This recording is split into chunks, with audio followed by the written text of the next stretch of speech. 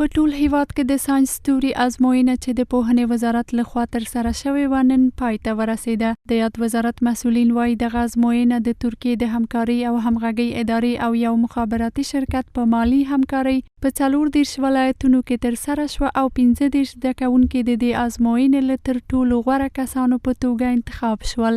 موږ باید افغانستان کې د ساینس د ټکنالوژي ودې ته لومړیتوب وګرځوو ترڅو زموږ ځوان نسل د نړیوالو معیارونو سره برابر زده کړې ته لاسرسی ولري او د نورو او نړیوالو سیالیو سره سیال وګرځوو. د اسلامي امارت مسوولینو هم په دې برنامه کې په نړۍ کې د پوځي ځواک توازن د عصري علومو ودې پورې اړوند ګڼي او په هیواد کې د دې علومو ودې په موخه د اسلامي امارت له هڅو خبر ورکوي.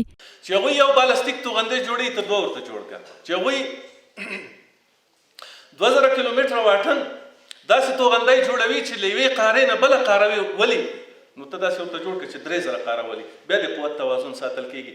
بیا هغه څوک هغه ظالم او جابر چې راځي چې په تا باندې برید کوي یو وارې به زر ځلې سوچ کوي چې زه په ده باندې برید وکړم. امارت اسلامی برخلاف تبلیغات دشمنان به تقویت مراکز علمی توجه خاص و اهتمام نظر ویژه دارد.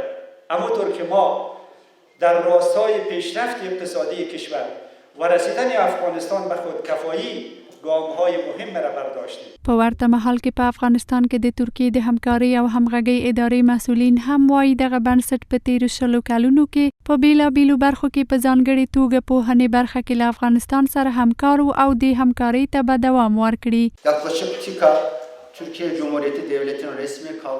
مونږ په تیرو 20 کلونو کې د افغانستان په بیلابیلو برخو کې سلګونه پروژې پلي کړي دي چې یوازې څه باندې 100 پروژې د پوهنې په برخه کې وي او دغه همکارۍ ته همداشان دوام ورکوو.